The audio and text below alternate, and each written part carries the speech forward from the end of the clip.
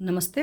अब आज बात करेंगे 11th चैप्टर की, दैट इज़ दोसादि विज्ञानी अध्याय तथा तो दोसादि विज्ञानी अध्याय व्याख्या सम इतिहास मौरात्रेयाद महर्षय। अब इसके आगे दोसादि विज्ञानी अध्याय का व्याख्यान करेंगे। जैसा कि आत्रेयादि महर्षियों ने कहा था, वातादि दोषों के कर्म, तो दोष धातु मला मूलम सदाध्याय से सब अवस्थाओं में दोष मतलब वातादि वात पित्त कफ हो गया, धातु रस रक्त मांस में दस्ती में शुक्र हो गया, और मल जो है तो मलमूत्र और पुरुष हो गया, आदि देह का मूल है। तम चल उत्स्वाह उच्छ्वास निश्वास चेष्टा वेग प्रवर्तन सम्यक गत्या च धातूनाम अक्षराणाम पाटवींच अनुगृहत्य अविकृत पित्तम पंक्ति उष्म दर्शन क्षुत त्रिंग रुचि प्रभा मेधाधि शौर्य तनुमार्दव श्लेष्म अस्थिरत्व स्निग्धत्व संधि बंधन क्षमाधि भी। तो इसमें चल वायु अविकृत होने पर प्राकृत मतलब रहेगा, सही रहेगा। तो क्या क्या काम करेगा? उत्साह है, श्वास निर्गम, श्वास प्रवेश, चेष्टा, मलमूत्रादि वेगों की प्रवृत्ति, धातुओं की उचित गति, इंद्रियों के विषय ग्रहण करने में प्रवृत्ता आदि से शरीर का उपकार करता है। एक तरीके से जितने भी मूवमेंट्स होंगे वो सारे वात की वजह से होंगे। पित्त अगर प्राकृत रहेगा तो पाचन का काम करेगा, उष्ण में मतलब आपकी बॉडी टेम्परेचर को मेंटेन करने का काम करेगा। दर्शन है, देखने की क्षमता जो है, भूख प्यास प्रीति, कांति मेधा, बुद्धि धैर्य, बुद्धि हो गया, शौर्य हो गया, स्थूलता और सुकुमारता से इन सब सारी चीज़ों का काम करेगा। आदि से शरीर का उपकार करता है। अविकृत कब्ज होता है, दृढ़ांगता, दृढ़ अंग होंगे, स्निग्धता होगी, सुश्लिष्ट संधित्व होगा, सहिष्णुता आदि से शरीर का उपकार करता है। मतलब एक जो खासा तो टोन्ड बॉडी, बहुत प्रॉपर डिफ्रेंशिएशन जो बॉडी में रहती है, बहुत अच्छा मसल टोन वगैरह सब कुछ रहता है, स्निग्ध रहती है, मतलब ड्राई स्किन वगैरह नहीं होती है, सारे संधि बंधन वगैरह सब अच्छा होता है। और सहिष्णुता मतलब क्षमा की क्षमता होती है, कफ जिनके अंदर अच्छा खासा होता है, मतलब सही वाला, गलत वाला नहीं, अच्छा कफ प्राकृत कफ होता है तो ऐसे लोग के अंदर क्षमा गुण काफ़ी पाया जाता है। सहिष्णुता मतलब बर्दाश्त करने की भी क्षमता पाई जाती है। फिर धातुओं के कर्म क्या है? प्रीणम जीवनम लेप स्नेहो धारण पूर्ण, गर्भोत्पादश धातुनाम श्रेष्ठम कर्म क्रमात स्मृतम। तो जो 7 धातुएं आपके रस रक्त मांस में दस्ती मज्जा शुक्र, उनके क्रम से वर्ग दे रखे हैं, मतलब सिक्वेंस वाइज दे रखा है। तो अविकृत रस का श्रेष्ठ कर्म प्रीणन यानी आप्यायन होता है, बढ़ाना होता है। रक्त का काम कर होता है जीवन होता है, प्राण धारण ऊर्जा वृद्धि करना। मांस का काम लेपन होता है, उपदेह जैसे मकान में मिट्टी का लेप करना। मेद का काम स्नेह स्निग्धता प्रोवाइड करता है। अस्थि का काम जो होता है धारण करना है, आधार बनाता है। मज्जा का होता है अस्थियों का पूर्ण करना होता है स्नेह से। और शुक्र का गर्भोत्पादन करना, ये कर्म होते हैं। तो ये श्लोक इंसान को, हर किसी को रटा होना चाहिए। प्रीणम जीवनम लेपो लेपा स्नेह धारण पूर्णम गर्भोत्पादन धातुनाम श्रेष्ठम कर्म क्रमाति श्रुतम। फिर मलों का कर्म क्या है? अवस्टंभ पुरुष से मूत्र से क्लेद आह्वानम स्वेदस क्लेद विधृति। तो पुरुष का कर्म क्या है? अवस्टंभन है, मतलब धारण करना है। मूत्र का कार्य क्या है? जो क्लेद का बाहर करना है। स्वेद का क्लेद को धारण करना श्रेष्ठ कर्म है। तो अगर किसी के अंदर क्लेद बढ़ा हुआ है तो इसका मतलब है एक्सेस है। खास करके देखिए डायबिटिक पेशेंट में क्लेद बहुत ज़्यादा बढ़ा होता है। तो क्लेद को बाहर निकालने का तरीका, बेस्ट तरीका तो क्या होता है कि स्वेद के थ्रू निकल जाए, और नहीं तो फिर यूरिन के थ्रू निकालना होता है। तो कोई भी इस तरह के पेशेंट्स होते हैं जिनमें क्लेद गुड ज़्यादा होता है, तो वहाँ पर हम उनको मूत्र विरेचनी द्रव्यों का सेवन कराते हैं। फिर वृद्ध वायु का क्या कर्म होता है? वृद्धस्तु कुरुते अनिल कार्श कार्षणयोस उष्णत्व कामत्व कंप आनाह शकृत ग्रहण बल इंद्रिय भ्रंश प्रलाप भ्रम दीनता। तो बढ़ी हुई आयु का क्या का काम है? वात अगर बढ़ जाएगा तो क्या होगा? कृष्णता दे देगा, दुबलापन आ जाएगा, कालापन आ जाएगा। उष्णता की चाह होगी ऐसे इंसान को, उष्ण चीज़ों की, मतलब उसको धूप वगैरह अच्छी लगेगी। कंपन है, आना है, मलावरोध है, बल भ्रंश है, निद्रानाश है, इंद्रियों का विषय को न ग्रहण करना, प्रलाप चक्कर आना और दीनता उत्पन्न करती है। तो ये सारे लक्षण आप देख रहे हैं पेशेंट ने जब बताता है, तो उसमें से भी आप डिफ्रेंशिएट कर सकते हैं बढ़ी हुई आयु के कौन कौन से कर्म है। फिर है वृद्ध पित्त के कर्म। तो वृद्ध पित्त के क्या है? पित्त विणमूत्र नेत्रत्व नेत्र त्वक क्षुत तृण दाह अल्प निद्रता पित्तम। तो बढ़ा हुआ पित्त क्या करेगा? मल मूत्र नेत्र और त्वचा में पीलापन लाएगा, मतलब देखने में पीलापन दिखेगा। भूख प्यास दाह तथा नींद को कम करता है। तो आप ये देख रहे हो कि नींद की कमी जो है वो आपका निद्रानाश वात की वजह से हो रहा है, बढ़ा हुआ वात की वजह से, और नींद कम आ रही है तो पित्त की वजह से। तो बिल्कुल ही निद्रानाश है तो वहाँ पर मेनली आपको चिकित्सा करनी पड़ेगी, वात की चिकित्सा करनी पड़ेगी। अब इसी तरीके से वृद्ध कर्फ का क्या कर्म है? तो श्लेष्मा अग्निसदन प्रसेक आलस्य गौरवम स्वैत्य शैत्य श्लथ अंगत्वम श्वास काश अति निद्रता। तो बढ़ा हुआ कफ क्या करेगा? अग्निमांद करेगा, डाइजेस्टिव फायर लो हो जाएगी, मुख से लाला स्राव होगा। बहुत सारे लोग के देखते हो ना, मुख से गिरता रहता सलाइवा, तो दैट इज मुख से लाला स्राव होगा। आलस्य होगा, कोई काम करने का मन नहीं करे, भारीपन होगा, तो अंग भी भारी भारी लगेंगे। अंगों में श्वेत वर्णता आ जाएगी, शीतलता और शिथिलता वगैरह होगी। श्वास और काश और निद्रा अधिक होता है। तो जब भी कफ ज़्यादा बढ़ा होता है तो नींद भी ज़्यादा आती है। अब इसी तरीके से आपने देखा सारे दोष जब बढ़े हुए थे तब उनके क्या क्या कर्म थे, तो उसी तरीके से धातुएं बड़ी बड़ी होंगी तो क्या होगा, तो वृद्ध रस का क्या कर्म है, रसो अपि श्लेष्म होता है, तो बढ़ा हुआ रस भी कफ की भांति कर्म करता है, यानी कफ वृद्धि के जो लक्षण होते हैं वही रस वृद्धि के लक्षण होते हैं। उसी तरह वृद्ध रक्त का क्या कर्म होता है, रक्तम विसर्प प्लिय विदृधि कुष्ठवात अस्र पित्त अस्र गुल्म उपकुश कामला व्यंग अग्निनाश सम्मोह रक्त त्वंग नेत्र मूत्रता, तो बढ़ा हुआ रक्त जो होता है विसर्प को यानी रिसप्लेस है, प्लिहा वृद्धि स्प्लिनोमेगाली होगी, विद्रधि होगी, कुष्ठ होगा, वात रक्त वगैरह है, रक्त पित्त है, गुल्म है, उपकोष मतलब दंत रोग विशेष एक तरह का है, कामला है, व्यंग है इन रोगों को, तथा अग्निनाश है, सम्मोह है, मतलब डाइजेस्टिव फायर हो जाती है, समूह मतलब आपको डिफ्रेंशिएट नहीं कर पाते हो कि क्या सही क्या गलत है। त्वचा आँख और मूत्र में लालिमा उत्पन्न करता है। तो यहाँ पर ये नहीं है कि आपका ब्लड बढ़ जाता है, जो दूषित पित्त की वजह से रक्त में जो वृद्धि हो जाती है, तो मतलब वो रक्त अच्छा नहीं है जो ये सब सारी चीज़ें कर रहा है। फिर वृद्ध मांस का क्या कर्म होता है, तो मांसम गंड अर्बुद ग्रंथि गंडरो उदर वृद्धिता कंठादिशु अधिमांसम च, तो बढ़ा हुआ मांस जो होता है गलगंड और गंडमाला को करेगा, अर्बुद है, ग्रंथि है, गांठें हैं, उरु वृद्धि हो रही है, उदर वृद्धि हो रही है, कंठ तालु जीवा आदि में अधिमांस मांस के ऊपर मांस को उत्पन्न करता है। तो ऐसी सारी जगह आप मांस पाचक देंगे तो बहुत बढ़िया रिजल्ट आएगा। उसी तरह रक्त दुष्टि में रक्त पाचक चलाइए, रस दुष्टि में रस पाचक चला सकते हैं। फिर वृद्ध मेद का क्या कर्म है, तदवन मेदस तथा श्रमम अल्पेयप चेष्टते श्वासम स्पिक तन उदर लंबनम, तो बढ़ा हुआ मेद भी मांस के बाद गंडमाला आदि विकार उत्पन्न करता था, थोड़े से परिश्रम से भी थकान एवं श्वास होता है, नितम स्तन उदर लटकने लगते हैं। तो जब आपका बढ़ेगा मेद तब इस तरह की चीज़ें होंगी, तो मतलब जो लोग भी मोटे लोग होते हैं उनमें मांस और मेद पाचक दोनों चलाना चाहिए। उसी तरीके से वृद्ध अस्थि का क्या कर्म होता है, तो अस्थि अध्यस्थि अधिदंताश्च, तो बढ़ी हुई अस्थि अधिक अस्थि और अधिक दांत को उत्पन्न करती है। तो कई बार देखते हो दांत के ऊपर जो दांत निकलता है तो ये चीज़ होता है।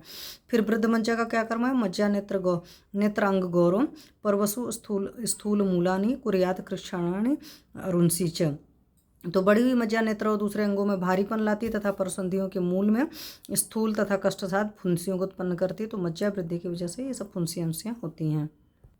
फिर अगला है वृद्ध वीर का क्या कर्म होता है, अति स्त्री कामतम वृद्धम शुक्रम शुक्रास्मरीय, तो बढ़ा हुआ शुक्र जो होता है अतिशय स्त्री संगेच्छा को उत्पन्न करता है, मतलब डिजायर को बढ़ा देता है, और शुक्र स्मरी को उत्पन्न करता है। उसी तरीके से वृद्ध पुरुष का क्या कर्म है, तो कुच्छाव आधमान आटोपम गर्वम वेदना शकृत, तो बढ़ा हुआ मल जो होता है उधर में आधमान है, गड़गड़ाहट है, भारीपन और पीड़ा करता है। उसी तरीके से वृद्ध मूत्र का क्या कर्म, मूत्रम तो बस्ती निस्तोदम कृत्य अपि अकृत संज्ञताम, तो बढ़ा हुआ मूत्र जो होगा बस्ती प्रदेश में व्यथा मतलब दर्द को करना, मूत्र त्याग करने पर भी मूत्र त्याग नहीं किया हुआ ऐसा अनुभव होता है, मतलब आपको यूरिनेशन से होकर के आएंगे उसके बावजूद लगेगा नहीं अभी भी करना हुआ है। फिर वृद्ध स्वेद का क्या कर्म है, तो स्वेदो अतिस्वेद दौर्गंध्य कंडू, तो बढ़ा हुआ स्वेद अतिस्वेद को उत्पन्न करता है, ज़्यादा पसीना आएगा, दुर्गंध भी होगा और कंडू भी होगा। तो अगर कभी भी इस तरह को कोई पेशेंट आता हो समझ लीजिए उसमें स्वेद मतलब मल जो है बढ़ा हुआ है, मतलब बाहर निकल नहीं रहा, बॉडी में स्टक किया हुआ है। फिर अब वृद्ध नेत्रादि के मल का कर्म क्या है, एवं च लच्छे तो दोषिका दीनपि मलान बाहुल्य गुरुतादि भी, इस प्रकार से दोषिका नेत्र का मल आदि मलों को भी मल की बहुलता से स्थान के भारीपन आदि से बढ़ा हुआ जाने। फिर है क्षीणवात आदि के लक्षण क्या है, लिंगम क्षीणे अनिले अंगस्य साधो अल्पम भाषिते हितम संज्ञा मोहस तथा श्लेष्म वृद्धि युक्ति आमय संभव, तो वायु के क्षीण हो जाने पर अंगों में शिथिलता होगी, थोड़ा बोलना होगा, थोड़ी चेष्टा करना, बुद्धि का व्यामोह तथा कफ वृद्धि मोहित रोगों की उत्पत्ति होती है। पित्ते मंदो अनलह शीतम प्रवाहानि, पित्त के कम होने पर अग्नि का मंद होना, शरीर में शीतलता और प्रभा यानी कि कांति का नाश होता है। उसी तरह कफे भ्रम श्लेष्म आशयानाम शून्यत्वम हृदयद्रव स्लथ संधिता, तो कफ के क्षीण होने पर चक्कर आना होगा, छाती सिर आदि का फांस एवं शून्यता खालीपन लगेगा, हृदय का जल्दी जल्दी धड़कना और संधियों में शिथिलता होती है। तो पैल्पिटेशन की जो प्रॉब्लम होती है ऐसा नहीं होता सिर्फ पित्त बढ़ने से होती है, पैल्पिटेशन की प्रॉब्लम कफ का क्षय जो होता है तो उसकी वजह से भी होती है। रस्य के लक्षणों में भी ये चीज़ आता है। फिर रसादि की क्षीणता, तो रसे रोक्षम भ्रम श्रम शोषो ग्लानि शब्द असहिष्णुता, रस के क्षीण होने पर शरीर में रुक्षता आएगी, थकान आएगा, शोष ग्लानि और शब्द की असहिष्णुता होती है, मतलब ऊंची आवाज़ बर्दाश्त नहीं कर पाता इंसान। उसी तरीके से रक्ते क्या है, रक्ते अम्ल शिशिर प्रीति शिराशैथी यह रुच्छता, तो रक्त के क्षीण होने पर अम्ल रस तथा शिशिर ठंडी वस्तुओं में रुचि, शिराओं की शिथिलता और रुक्षता रहती है। तो रक्त जब क्षीण होता है तब रुक्षता रहती है, तो ड्राई स्किन में ये बहुत बड़ी चीज़ पूछनी चाहिए पेशेंट से। फिर मान से अच्छ ग्लानि गंड स्फिक शुष्क शुष्कता संधि वेदना। तो मांसचय में इंद्रियों में दुर्बलता आएगी, गंड और नितंब में शुष्कता आएगी तथा संधियों में वेदना होती है। उसी तरह मेद के क्षय होने पर क्या होगा, मेदसी स्वप्नम कट्टया प्लीहो वृद्धि कृशांगता। तो मेद के क्षीण होने पर कट्टी में स्पर्श ज्ञान का नाश हो जाता है, प्लीहा की वृद्धि और अंगों में कृशता होती है। फिर उसी तरीके से अस्थि क्षीण के स्थानीय अस्थितोदय सदनम दंतलेश नखादिशु। तो अस्थि क्षीण होने पर अस्थियों में वेदना और दंत केस नख आदि का गिरना होता है। तो इसलिए हम लोग हेयर फॉल वगैरह के केस में भी अस्थिपाचक वगैरह चलाते हैं।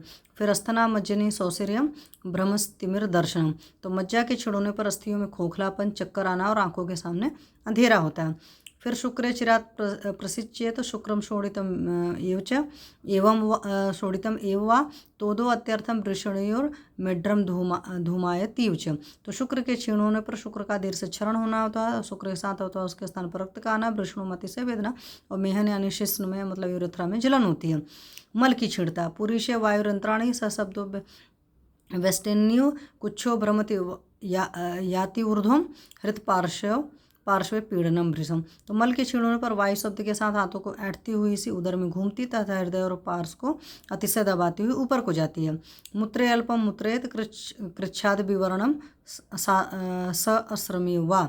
मूत्र का क्षय होने पर मूत्र थोड़ा और कठिनाई से आता है, मूत्र का रंग बदला हुआ अथवा मूत्र रक्त से मिला होता है। फिर श्वेत के कम होपन क्या होता है, स्वेदे रोम च्युति स्तब्ध रोमता स्फुटनम त्वचा। रोम का गिरना, रोम का कड़ापन एवं त्वचा का फटना होता है।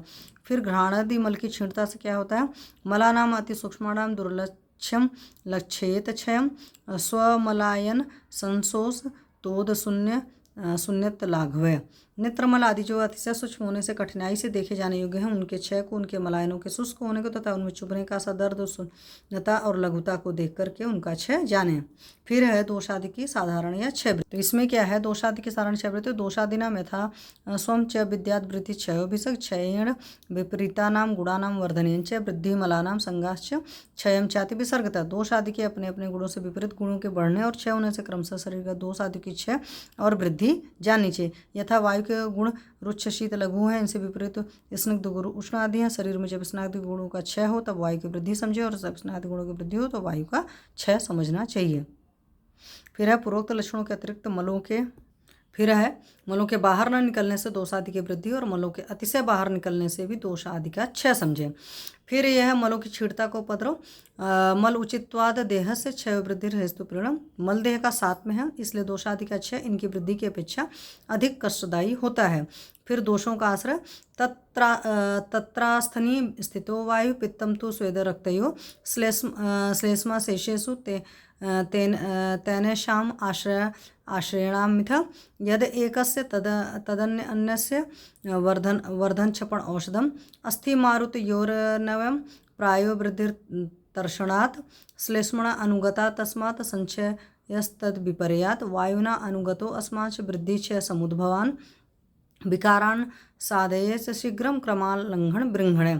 तो दोषों का आधार आधेय संबंध वायु अस्थियों में रहती है, पित्त स्वेद और रक्त में रहता है, कफ शेष धातु रस मांस मेद मज्जा शुक्र मूत्र मल आदि में रहता है। इसलिए इनमें परस्पर आधार आधेय संबंध होने से जो औषधि एक को बढ़ाती है वही दूसरे आश्रितों को भी बढ़ाती है, जो एक को घटाती है वह दूसरों को भी घटाएगी। यथा दूध शुक्र बढ़ाता है वह आश्रयी कफ को भी बढ़ाएगा, जो मेद को घटाता है वह कफ को भी कम करेगा। परंतु अस्थि और वायु के संबंध में अपवाद है, क्योंकि शरीर में जो वृद्धि होती है उसका कारण प्राय संतर्पण होता है वायु को छोड़कर, क्योंकि वह तर्पण से बढ़ती है और यह कफ से संबंध होती है। इसलिए दोषादि का क्षय और प्राय करके संतर्पण के विपरीत अप्रतर्पण से होता है, और यह क्षय वायु से संबंध होता है। इसलिए अग्नि को बढ़ाने वाले जो स्निग्ध मधुर आदि हैं वे वायु को कम करते हैं, वायु को बढ़ाने वाले रुच्छ शीत आदि द्रव्य अस्थि को क्षीण करते हैं। इस कारण से वृद्धि और क्षयजन्य रोगों की क्रमशः लंघन अपतर्पण बृंहन संतर्पण से शीघ्र चिकित्सा करनी चाहिए। वायरोन अन्यत्र संजयास्तु तैर उत्क्रम योजित है। तो वायु को छोड़कर शेष अवस्थाओं में वृद्धिजन्य रोगों की लंघन से, क्षयजन्य रोगों के बृहण से चिकित्सा करें। वायु के विषय में क्रम का उल्लंघन करके चिकित्सा करता है, अथवा वृद्धिजन्य रोगों में बृहण चिकित्सा, क्षयजन्य रोगों में लंघन चिकित्सा करें। रक्त पुरुषादि वृद्धि आदि की विशेष चिकित्सा। विशेषाद रक्त वृद्धि उत्थान रक्त श्रुतिर विरेचन मांस वृद्धि भवान रोगान शस्त्रक्षार अग्निकर्मी भी स्थौल्यकार से उपचारण मेदो जानस्थि संचयात जाता न क्षीर घृतस्तिक्त संयुतर वस्ति तथा बिड वृद्धि जानतीसार क्रिया बिट क्षय उद्भवान मेषाजम मेषाजम जमध्य कुलमाश यव मासद्वयादिभिः मूत्रवृद्धि क्षय उत्थान मेह कृच्छ चिकित्सया व्यायाम अभ्यंजन स्वेदनम स्वेद मध्य स्वेद क्षय उद्भवान। तो विशेषतः रक्त वृद्धि से उत्पन्न रोगों की चिकित्सा रक्तस्राव और विरेचन से, मांस वृद्धि से उत्पन्न रोगों की शस्त्र क्षार अग्निकर्म से, मेद वृद्धि जन रोगों की स्थूलता की चिकित्सा से अर्थात तर्पण से, मेद क्षय जन रोगों की कृष्णता की चिकित्सा से अर्थात संतर्पण से, अस्थि क्षय जन रोगों की तिक्त द्रव्यों से साधित दूध घी और बस्ती से, पुरुष जन वृद्धि रोगों के अतिसार चिकित्सा में मलक्षय जनित रोगों में भेड़ और बकरी के मध्य भाग, कुलमास, जौ, उड़द और राजमास के प्रयोग से, मूत्र वृद्धि तथा मूत्र क्षय जन रोगों क्रमशः प्रमेह तथा मूत्र कृच्छ की चिकित्सा करें तथा श्वेत क्षय से उत्पन्न रोगों में व्यायाम अभ्यंग स्वेदन और मध्य देवें। फिर है धातु क्षय वृद्धि का कारण। स्वस्थान स्थानस्य कायग्निरंसां धातुषु संसृता तेषां साध अतिदीप्तिभ्यां धातु वृद्धि क्षय उद्भव पूर्वो धातु परम कुर्याद वृद्ध क्षीणश्च तद विधम। तो स्वस्थान ग्रहणी में स्थित कायाग्नि की अंश क्षुद्र रूप धातुओं में रस रक्तादि धातुओं में स्थित है। इन धातुअग्नियों के मंद होने से धातुओं की वृद्धि होती है और धातुअग्नि की अतिदीप्त होने से धातुओं का क्षय होता तथा पूर्व धातु पहला रस धातु बढ़ने पर अगले धातु को भी बढ़ाता है और इस पहला क्षीण धातु होने पर अगले धातु को भी घटाता है। इस प्रकार रक्त वृद्धि से मांस वृद्धि, रक्त क्षय से मांस क्षय आदि को भी समझना चाहिए। फिर दोषों की रोगों से उत्पत्ति का क्रम और संप्राप्ति। दोषादुष्टा रक्तर्धातुन दोषयन्ति उभये मलान अधो द्वे सप्त शिरसि खानि स्वेदवाहानि च मलामलायनानि स्यूर यथा स्वम तेसु अतो गदा। रस आदि से दूषित हुए दोष धातुओं को दूषित करते हैं। दूषित दोष और धातु मलों को दूषित करते हैं और दूषित मल मलायनों को दूषित करते था। इससे उनके अपने अपने प्रकोपित दोषादि के अनुसार रोग होते हैं। मलायन 2 अधोमार्ग गुदा और मेहन, सिर में 7 2 कान 2 नेत्र 2 नासिका और 1 मुख, स्वेदवाही छेद रोमकूप तथा मलायन मलों के स्थान हैं। फिर ओज का लक्षण क्या है? ओजस्तु तेजो धातूनां सुक्रांतानां परम स्मृतम हृदयस्थम अपि व्यापी देह स्थिति निबंधनम स्निग्धम सोमातकम शुद्धम ईश लोहित पीतकम यन्नासे नियतम नासो यस्मिन् तिष्ठति निष्पद्यन्ते यथा भावे विविधा देह संश्रया। ओज रस धातु से शुक्र तक 100 धातुओं का जो उत्कृष्ट तेज है उसका नाम ओज है। यह ओज हृदय में रहता हुआ भी संपूर्ण शरीर में व्याप्त है और जीवन का आधार है। यह ओज स्निग्ध सोम स्वरूप शुद्ध थोड़ा सा लाल पीले वर्ण का है, जिसके नाश होने पर निश्चित नाश मृत्यु है, जिसके रहने से जीवन रहता है, जिसके कारण शरीर में आश्रित नाना प्रकार के प्रभाव पदार्थ उत्पन्न होते हैं, वह ओज है। अब है ओज का क्षय। ओज क्षीयत कोप क्षुद्ध यान शोक श्रमादिभिः बिभेति दुर्बलो अभीक्षणं ध्यायति व्यथितेन्द्रिय दुःच्छाय दुर्मना रुक्षं भवेत क्षामश्च तत्क्षय जीवनी औषध क्षीर रसाद्यास्तत्र भेषजम। क्या है? कोप भूख चिंता शोक श्रम आदि से क्षीण हो जाता है। ओज के लिए कहा गया ओझा क्षय होने पर रोगी डरता है, हीनबल हो जाता है, बार बार बिना कारण के चिंता करता है, इंद्रियों में वेदना होती है, कांति मलिन हो जाती है, मन दूषित होने से उत्साह चला जाता है, रुक्ष तथा कृश हो जाता है। इसके लिए जीवंती आदि जीवनी संयुक्त संज्ञक औषध दूध मांसरस आदि औषधि देनी चाहिए। फिर ओज की वृद्धि क्या है? ओजो वृद्धि ही देह से तुष्टि पुष्टि बलोदय। ओज की वृद्धि से शरीर की तुष्टि प्रहर्ष पुष्टि तथा शक्ति का उत्कर्ष होता है, अर्थात इसकी वृद्धि से विकार नहीं होते। फिर वृद्धि क्षय की चिकित्सा।